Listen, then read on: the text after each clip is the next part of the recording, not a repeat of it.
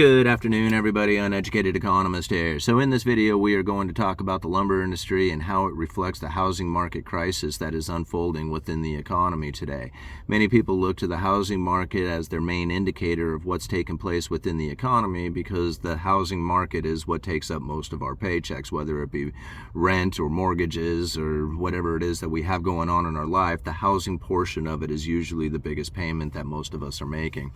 So when we think about what it is that's taken place within this housing market crisis, really we can boil it down to inventory levels. There is a lack of new builds, there is a lack of inventory out there that is keeping the elevated prices within the economy. Even though the Federal Reserve has raised rates, try to slow the economy down, bring inflation down, we have not seen the housing market come down in a significant way that then makes it easier on the average everyday homeowner or average everyday worker or average everyday renter or anybody else who's out there trying to be average everyday kind of person.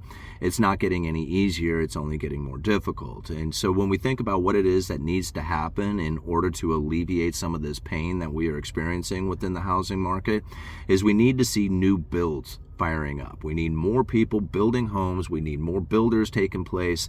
We need more development. That's what it's going to take in order to bring in the inventory levels to the point that people will then experience the lower cost of housing, which is, again, the biggest portion of most of our paychecks.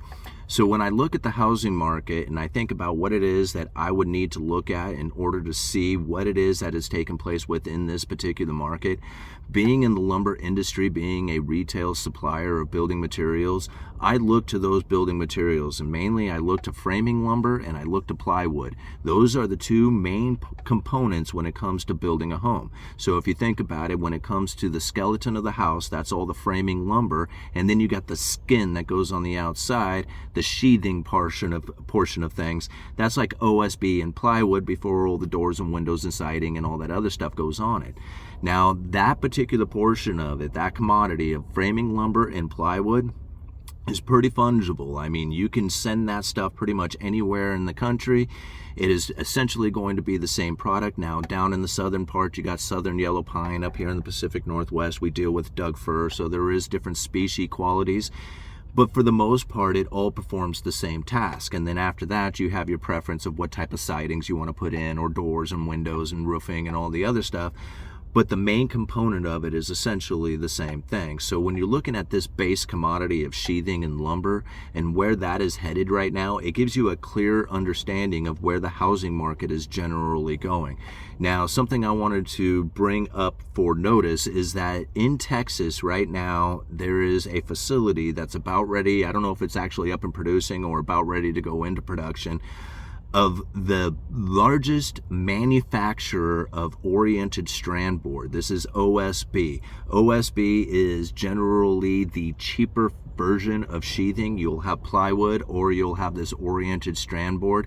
Here in the Pacific Northwest, because it's raining and storming all the time, we have a tendency to use plywood over OSB because OSB is a little bit more water sensitive, but OSB is by far the more popular product when it comes to the purpose of what it's being used for in that sheathing application. So when you look at the OSB market, it is a very good indicator of where the new construction market is headed.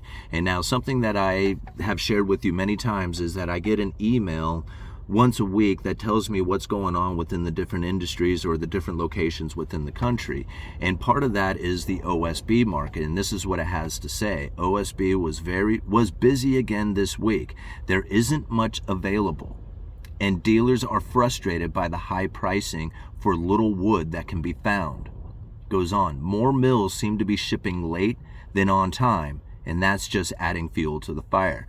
So now I would assume that once this Texas plant is up and running and pumping out a lot of OSB, that this story might change. But as of this current moment, there is a shortage of OSB within the market. And now I have experienced this myself within the lumberyard that I work at, as we haven't stocked OSB regularly for a couple of years now. Essentially since the pandemic had wiped out the OSB market, we never really stocked it on a regular basis after that. Occasionally we might get a decent priced unit that comes available to us, but for the most part it's not readily available, and we just haven't been stocking it. Instead, we stock a cheaper version of the 5-ply CDX CDX called 4-ply. So CDX plywood, if you imagine all the little different layers, the laminates that make up the plywood, you'll have a 5-ply CDX and a 4-ply CDX. The 4-ply is the lesser grade than the 5-ply would be, and the 4-ply is almost the same price as the OSB. So we just don't even stock the OSB since we can offer a 4-ply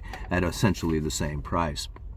And so this is still very prevalent within the market, and it's again something that we had discussed even back in 2019 when there was manufacturers of OSB up in the Canadian eastern part of the country who had shut down production, literally pulling hundreds of billions of square foot of production off the market. So it's no wonder why we see OSB in shortage today. And again, this Texas plant that's going to be firing up might start bringing more inventory back into market. Talking about plywoods, southern yellow pine plywood, producers that were quoting sheathing were asking for small premiums to print. And now this isn't a surprise. If you have a demand for OSB and it's becoming less available, or the shipment of that particular product is coming in late, then that will put pressure on the other plywoods that are available out there. And southern yellow pine plywood is experiencing that, as that says right there. Producers were quoting sheathing were asking for small premiums, is because so much demand for it is coming in. They just start asking for higher prices. Doug fir plywood, not so much. It was just kind of steady as far as the weeks go, and haven't seen a whole lot going on. It says here mills are holding at 1 to 2 week max order files. So it seems to be available. It's slowed, and there is some shrinking in the order files, meaning like there's less demand taking place for that particular product. But considering what's going on in the OSB market, I would assume that eventually it's going to start bleeding back into the Doug fir market, very similar to what's happening within the southern yellow pine plywood. All right, moving on to the lumber part of things. Western SPF, right? Spruce pine fir. This is what it has to say, and this is something that I have been experiencing pretty prevalent right now, and have been for the last few months, and going even back to almost a year, but definitely within the last 6 months, 3 months into right now. Mills are in curtailments. And now listen to this. Mills are leading prices ahead of random lengths prints, sometimes by double digits. That means like the numbers come out and they say, hey, this is what essentially the spot price is. It's hard to determine what spot price is because there's so many different mills, so many different species, so many different grades. It's very difficult to say, hey, lumber's at this price right now. What Random Lengths does, Random Lengths is a company that compiles a bunch of information from all these different mills in order to formulate a kind of general price, and they call that print. Now, there are other people out there who compile this information like Random Lengths does. Madison's Lumber Reporter, many of you remember that I have interviewed Keta from Madison's Lumber Reporter, who shares some of this type of information as well. So when you're thinking about like where lumber prices are, that's a very general term depending on where it is that you're asking, and what mills, what grades, all kinds of stuff that starts leading into this. But this is what it has to say. Mills are leading prices ahead of Random Lengths prints, sometimes by double digits. The supply tightness will remain. And if producers maintain reasonable order files, it will put them through to the end of the year. So they're trying to maintain like these order files at a particular length. Like they want the money soon enough, but if they have it too quickly, then it's going to start lowering prices. So they want to maintain right where it's at. And this is, again, it's kind of difficult to wrap your head around how much, this really means as far as the general lumber market goes. But it shows that there is issues that are happening within the mill industries itself. If you consider that the Random Lengths is saying, hey, we're at this price, but then mills are quoting or asking for premiums over that, it's generally saying that there is shortages of lumber within that market and they can ask for a higher price. That kind of makes sense? Okay, moving on. Eastern SPF. The lack of euro availability and strength in the southern yellow pine narrows helped push the spruce pine fir in the east again this week. So again, the lack of euro availability, this is the import coming from the European market. And like here on the West Coast, we don't really experience a whole lot of European lumber, but over on the East Coast, it's quite prevalent. Like we're dealing with Canadian lumber over here on the West Coast for the most part, and they deal with European lumber over on the East Coast. And here on the West Coast side of things, the Canadian markets are not doing well. Like British Columbia has shut down a lot of mills, talked about the mill curtailments, the indefinite mill curtailments, the log supplies drying up. It's like not well. It's doing very bad up there. Moving on here, talking about the southern yellow pine, all zones, it goes on to say this: mills continue to look for double-digit premiums for most dimensions. And again, this is due to the lack of inventory. If you have a price that you are basically looking at for a spot price and the mills are going, yeah, nah, we're going to ask for a higher price than that, it's generally saying that there is a shortage of inventory that is available out there, and they can even, that would give them the ability to even demand those higher prices. And so this is what we were experiencing on the southern yellow pine things. It goes on to say here, heavily mixed trucks were more scarce, and some mills were unable to quote certain widths, right? So they even said right there, it's just like you, to try and get particular desired amounts and a particular width or length is becoming very difficult. And again, this is the inventory levels that are depleting, right? There is plenty of lumber out there in other sections of it, but there's certain gaps in production, certain holes in the inventory that are just not able to be filled. And again, this is starting to show itself within the southern yellow pine market. All right, western species of dry dimension. And this one's pretty good. 2x6 and 2x12 continued to be the biggest increases over the week. There are very few suppliers quoting 2x12 right now, and this is something that I have experienced personally. In fact, we had a gentleman who is just about ready to tie up his framing job who needed some 2x12 24s, and it was unavailable for immediate prompt delivery, so he had to wait for these things to come in so he can finish off his roof. And again, this is not something that you would typically find within the market. I mean, usually lumber is available out there and you wouldn't have these gaps or these holes in the inventory that just simply couldn't be filled. And this was one of them, and I'm experiencing that myself. 2x6 and 2x12 are showing it within the price increases and just the lack of availability. It goes on here. Heavily mixed tallies, higher grades, select structural and standard embedders. Okay. Straight 16-foot loads remain hit or miss on the open market. So again, it's just like it's hard to find these things in a regular fashion in which that we had typically done in the past. Let me see here. Let me get into the last of this here. It says, mills have cut production to the point that if there is any bump in demand, prices are forced up because of the lack of inventory at the production level. So right now, what it is that the mills are producing, if there is any bump in demand, they just don't produce enough to increase that supply to meet the demand. And that's what I'm trying to show to people over the last year. See, some people are saying, man, you just keep repeating it over and over again. I'm not repeating it over and over again. What I am showing you is the buildup of the tension that is happening within this market.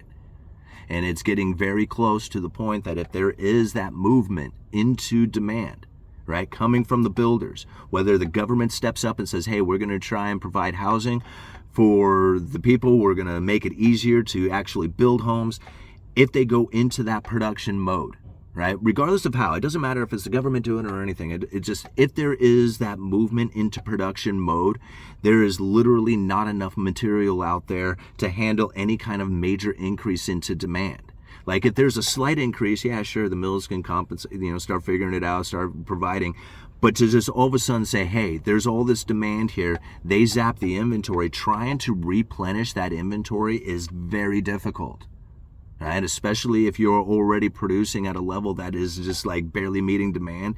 Demand picks up. You're not able to just automatically just fire up the supply and just start producing more. In people's heads, that's the way it is.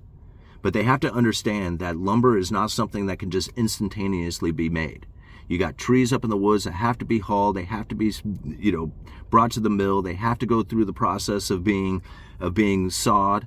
And then they go through a drying process that a lot of people don't really think about, kiln drying process, in which that the lumber goes into a room, gets heated up. It's only got so much capacity and it takes so much time, and that's a bottlenecking that takes place within the lumber industry. You can only produce it at a certain pace. It can only go so fast. And if the demand exceeds that, prices are going to go up. if we do see price declines, we will most certainly see mills go into full curtailment. Right now, they are working on razor-thin margins and minor losses. And that is something you really have to internalize. This isn't me just making this up. This is other people within the industry. I don't communicate with these people. These are people don't watch my channel, right? These are guys who are doing their own thing, and I just happen to, get this email residually through the channels in which that I operate in. But these people don't follow me. Like, I'm following them. And this is what they have to say, which is very much in line with what it is that I have been trying to tell to people on this channel for months now, is that if we do see price declines, which we have seen, at 500 per thousand, this is not operating prices for the mills. They do not want to be down here. They would much rather be up at 600-700 per thousand, where it's much more profitable. At 500 per thousand, you can tell. Look at all the mill curtailments, all the shutdowns, all the inventory depletion down here at 500 per thousand. This is not where they want to be. And since they are only producing that of what is selling, right? There is huge holes in the inventory, huge gaps in production that is happening. So you ramp up that demand, and it's going to be on. It's going to be on.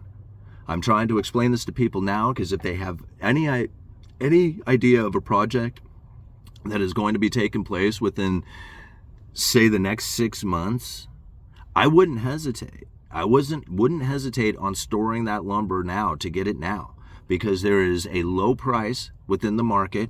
There is very little inventory. The production is depleting, right? There's more mill curtailments and shutdowns being announced all the time. Right? And even though we have a major factory like this OSB manufacturer down in Texas who's about ready to come online, it's still hard to meet the demand, which is, what were they saying? There isn't much available. This is what is coming. The OSB was busy again this week with where there isn't much available, and dealers are frustrated by the high pricing. Right? So even if they are to fire it up, it's still an elevated price right now with very little inventory to meet the demand. So again, they're just, they're stepping into what is already a depleted market. Whether or not they can fulfill all that demand that's going to increase out there, or if it does increase, it's going to be, hard to say. How much demand will there really be? How much production can they get out there? Can they actually lower the price? These are all questions to ask. All right, I'll leave it at that. Uneducated Economist, you guys let me know.